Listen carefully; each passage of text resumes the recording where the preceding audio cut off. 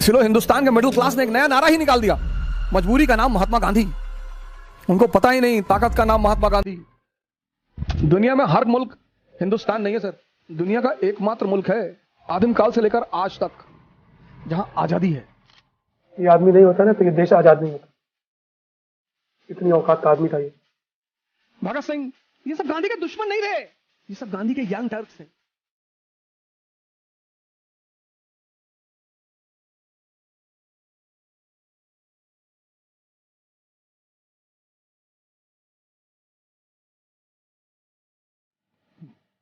जय हिंद फ्रेंड्स।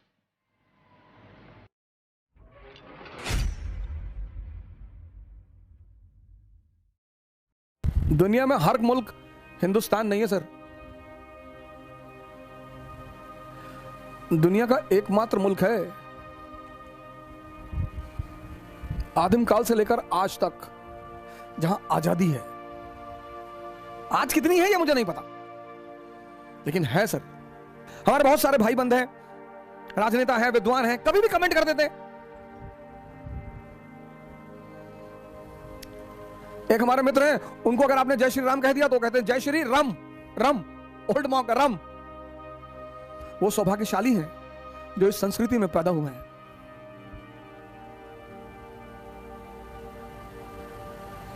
उधर होते ना सर, उधर उधर समझ रहे हो ना, उधर होते तो निकाल लेते सब और जैकेट बना देते। जैसे मैं एक बड़ा छोटा सा एग्जांपल आपको देता हूं, गांधी को इतना गाली देते इस देश में इतना लोग गाली देते, इतना। पर सर जब आप उस आदमी को पढ़ेंगे ना और समझेंगे, आज 2022 भारत एक राष्ट्र है। 1922 भारत राष्ट्र था ही नहीं। आज 2022 भारत एक राष्ट्र है, सशक्त राष्ट्र है, दुनिया में एक हस्ती है इस देश की। लेकिन राष्ट्र के नाम पर आज भी लोगों को इकट्ठा करना मुश्किल है। आज जाति के नाम पर लोगों को इकट्ठा करना आसान है, धर्म के नाम पर लोगों को इकट्ठा करना आसान है, क्षेत्र के नाम पर इकट्ठा करना आसान है। 1920 का भारत, 2022 का भारत, भारत एक राष्ट्र है, सशक्त राष्ट्र है। और आज भारत के लोगों को नेशन के आधार पर एकत्र करना मुश्किल है। और 1920 में राष्ट्र था ही नहीं। मैंने कहा ना, आज आप लोगों को जाति के नाम पे इकट्ठा कर लेंगे, आज आप लोगों को धर्म के नाम पे इकट्ठा कर लेंगे, क्षेत्र के नाम पे इकट्ठा कर लेंगे, लेकिन राष्ट्र के नाम पर। और जब उस आदमी ने नॉन कोऑपरेशन मूवमेंट शुरू किया, अरे भारी भीड़। उस बैकग्राउंड में जब अंग्रेजों ने जलियांवाला बाग नरसंहार किया था, उस बैकग्राउंड में आप सोचो सर, बिना राष्ट्रवाद की धारणा के लोगों को बाहर बुलाना कितनी बड़ी उपलब्धि रही होगी इस व्यक्ति की। सर वो आम बात नहीं है। इसलिए मैं आप सभी लोगों से इस देश में निवेदन करता हूं, खासकर अपने युवा मित्रों से निवेदन करता हूं, बहुत जल्दी भावुक हो जाते हैं। व्हाट्सएप यूनिवर्सिटी से दूर रहें, फेसबुक यूनिवर्सिटी से दूर रहें, इन सब यूनिवर्सिटियों से दूर रहें, पढ़ें।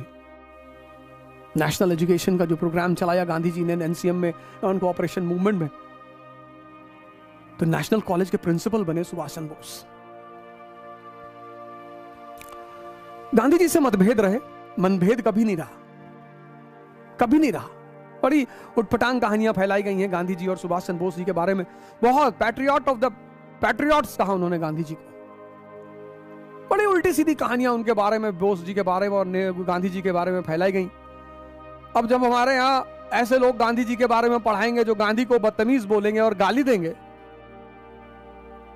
समाज का नेतृत्व कौन कर रहा है? गांधी जी के लेफ्टिनेंट थे ये लोग, द युवा यंग टर्क। इनको उस वक्त यंग टर्क कहा जाता था, यंग टर्क्स। ये लोग यंग टर्क्स, गांधी के यंग टर्क्स थे ये। एस.सी. बोस, जे.एल. नेहरू, लोहिया,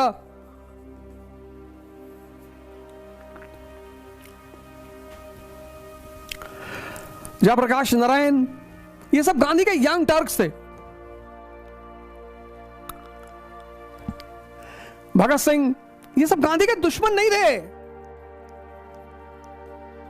ये सब गांधी के दुश्मन नहीं थे। ये सब गांधी के यंग टर्क्स थे। टर्क्स लड़ाकू कौम है ना, तो यहां टर्क मतलब लड़ाकू। नाथूराम गोडसे को मारना ही था, जिन्ना को मार दिया होता।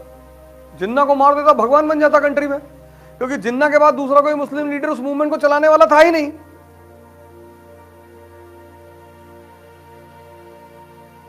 पाकिस्तान बनता ही नहीं। वो सुबह नहीं, वो भगत सिंह को गांधी जी की वजह से लटकाया गया ना, मारेंगे ना। भगत सिंह को गांधी जी की वजह से लटकाया गया। प्रोटेस्ट किया, लेटर लिखा अरविंद गांधी जी, कोई नहीं बचा सकता था भगत सिंह को। इस देश के पूंजीपतियों ने लटकाया उस आदमी को। 1927 फिक्की पुरुषोत्तम दास ठाकुर, 1929 में डिप्रेशन हो गया, वो आदमी बन रहा था लेनिन दूसरा एशिया में।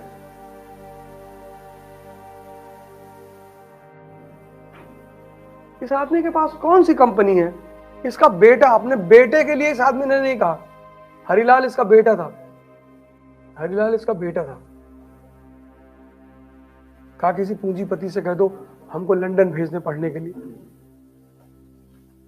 उसने कहा हम ना कहेंगे।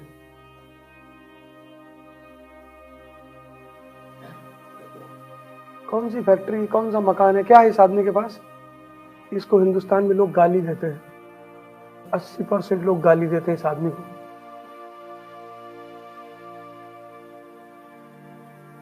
ये आदमी नहीं होता ना तो ये देश आजाद नहीं होता। इतनी औकात का आदमी था ये।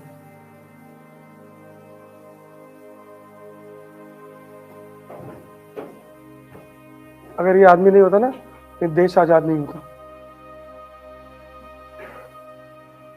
इतना महान आदमी था। इसका कोई बैंक अकाउंट नहीं, इसकी कोई फैक्ट्री नहीं, इसका कोई मकान नहीं। इस आदमी को, ये आदमी 1931 में लंदन गया राउंड टेबल कॉन्फ्रेंस अटेंड करने। ऐसे ही पूरा लंदन इकट्ठा था इस आदमी को देखने के लिए। ये देखो गीता है हाथ में। हिंदुस्तान में दो ही लोग हैं जिन्होंने किताब लेके फोटो खिंचाई है, एक अंबेडकर ने और एक गांधी ने। और अंबेडकर के हाथ में संविधान है कि इस देश में हर आदमी बराबर है, और इस आदमी के हाथ में गीता है कि तुम्हारे व्यक्तित्व को इतना महान कर देगी ना कि कुछ फर्क नहीं पड़ेगा कि तुम क्या पहन के गए हो और कहां गए हो। अंग्रेजों की हिम्मत नहीं पड़ी इसको हाथ लगाने की। एक ही बार मारा था साउथ अफ्रीका में, बस। दोबारा कभी नहीं मारा। हिम्मत ही नहीं पड़ी, हिम्मत ही नहीं पड़ी, हिम्मत। 1930, 1930 इरविन था वाइसराय भारत का। इस आदमी ने इरविन से कहा वादा करो। इस आदमी ने कहा मैं सविनय अवज्ञा आंदोलन शुरू करने जा रहा हूं।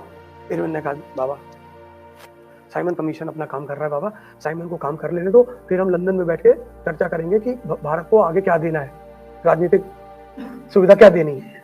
तो गांधी जी ने कहा नहीं, हमको तुम वादा करो कि तुम हमको डोमिनियन स्टेटस दोगे। इरविन ने कहा बाबा हम वादा ना कर पाएंगे, हमारी औकात में नहीं। उधर साइमन ने व्हाइट पेपर पेश कर दिया ब्रिटिश पार्लियामेंट में। कमीशन जब अपना काम पूरा करता है तो व्हाइट पेपर बनाता है। व्हाइट पेपर मतलब चर्चा के बिंदु।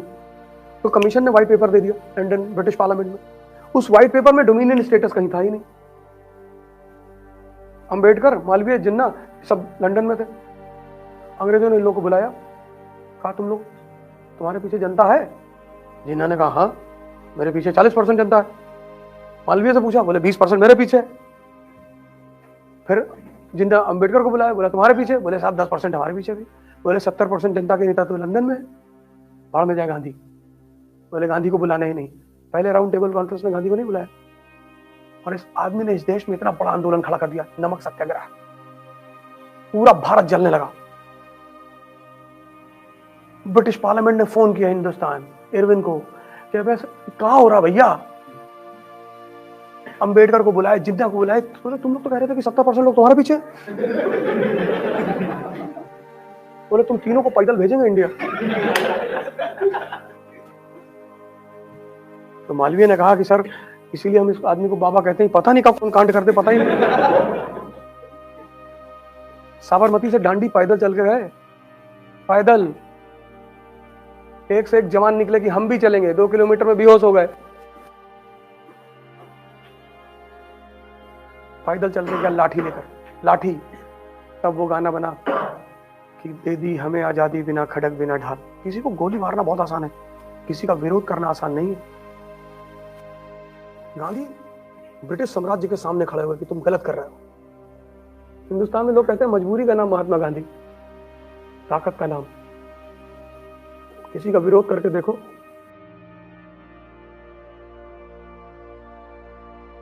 शास्त्री जी बनारस आए, उनकी माताजी उनसे मिलने आई, रेल मंत्री थे वो, रेल मंत्री।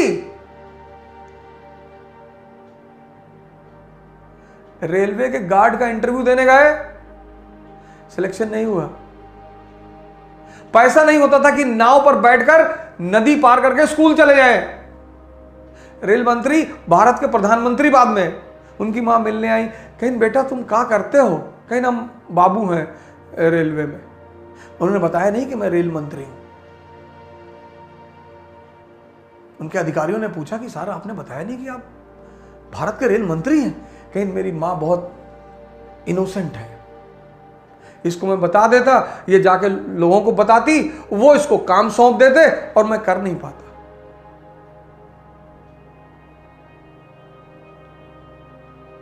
अपने बेटे के खिलाफ एफआईआर कर दी क्योंकि वो प्रधानमंत्री की कार लेकर चला गया था। चीन गए, सदरी फटी हुई थी। प्रधानमंत्री,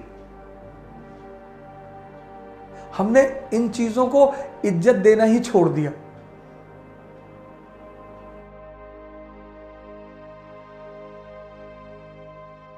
वैसे तो हिंदुस्तान का इतिहास सितारों से खाली नहीं है, और ऐसे ऐसे सितारे हैं जिन्होंने न सिर्फ इस देश, इस समाज, बल्कि पूरी मानवता को एक नई दिशा दी। उन्होंने अपने कामों से, अपने विचारों से लगभग सभी जागृत मानसिकताओं को प्रभावित किया। Awakened mentality, awakened mentality. सबको तो प्रभावित नहीं कर पाए। उनके साथ एक प्रॉब्लम है, ऐसे लोगों के साथ एक प्रॉब्लम है कि वो सिर्फ जागृत मानसिकताओं को प्रभावित कर सकते हैं। बुद्ध, महावीर, दादू, नानक, रैदास, गांधी, भगत सिंह, सुभाष चंद्र बोस और न जाने कितने सारे लोग। मैं आज बहुत ज्यादा समय तो आप लोगों का नहीं लूंगा, लेकिन मैं सीरीज बनाऊंगा। मैंने ये प्लान बना लिया है कि भारत की जितनी भी महान हस्तियां हैं, पहले भारत से ही शुरू करूंगा, उन पे मैं एक सीरीज बनाऊंगा। अंबेडकर, गांधी, भगत सिंह, सुभाष चंद्र बोस, पूरी सीरीज। अब उसमें जो भी समय लगे, जब भी शुरू हो, नौजवान क्रांति के अगले हिस्से में यही कहानी चलेगी। जय हिंद।